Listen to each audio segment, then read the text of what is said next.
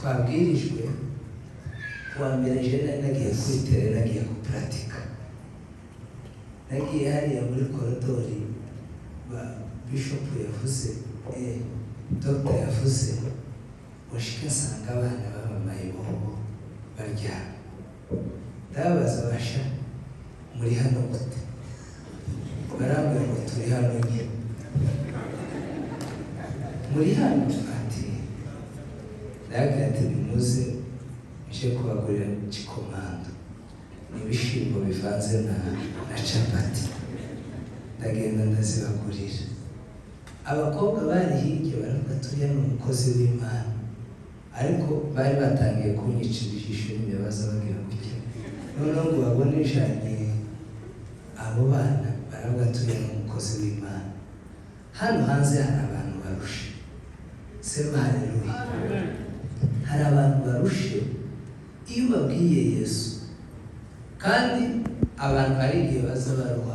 barushwa n'ibintu bitagoranye wowe wibwiye umuntu ngo akira Yesu nk'umwami n'umukiza si ngombwa ngo umwemeze n'ubundi tuzatwemera ngo ngufu nka moto wakundi bazakubita ku cyamoto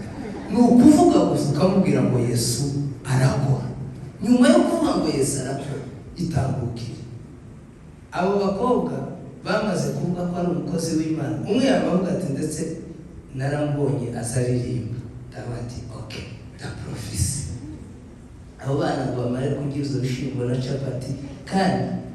bari kabarindwi nakoresheje niba ari cyatanu niba ari cyarindwi bararya maze barahaga ibishimbo na capati yazivanga nk'ahantu na hariya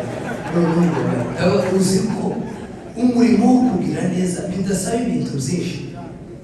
bazaga abakobwa ndabwire nakaye kazi mukora ngo karahari ko mutari kukavuga mufite isoni zo kukavuga ngo karahari ndabwira ati ibyiza nuko ubuzima bwanyu mubuha Imana ndikomereza ariko ndabwira ngo nzogaruka sindasubirayo uwo munsi nari mfite akazi nyine kuwa mbere nirirwa nkora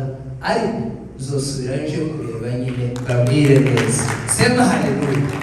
kubera ko baravuze bakuva kuwa mbere naratoze hano kuwa kabiri nari hano kuwa gatatu nari hano kuwa kane ngo hageze ku cyumweru ndabati noneho izo batubwije reka noneho uje kuri stage namaje muri koridori sema haleluya mwabera Imana mureke duhaguruke ubutumwa bwiza ntabwo ari ukugorwa si imbaraga kubwira umuntu gusa ngo akira Yesu yamwakira n'amahoro atamwakira nuko ubuzima bwakomeza ejo bundi Kampala ndi hafi kuza nagiye ahantu hitwa Rubagaroti niho haba amasaro abantu baza biyogosheshereza ariko hakaba indaya nyinshi ngo mbagere umukobwa umwe arasifu undi yamubwira ati ndiye kuriya n'umupasiteri amaze kunezerwa ndavuye hano muri quartier nubwo mutokwemera ko ndi pasiteri ariko hari abandi bazi ko ndi pasiteri haleluya sema haleluya benda rero kubabwira ngo Yesu arakora ndio ni ibintu zoroshe basaba byumva cyane hari umunsi umwe twari dutaramye mu banaziri mu cyumba cy'amasengesho sohotse hanze sanga umuntu araryamye ndamaze uzagenze arambwira ngo yarushe ngo afite stress ngo yavuze ngo reka se kwiyahura ngo mu kibanza cy'urusengero ndamubwira ngo ishije mbwira abakristo sinza abanaziri baravyibuka ndamubwira ngo uyu muntu tugiye kumuha ifaranga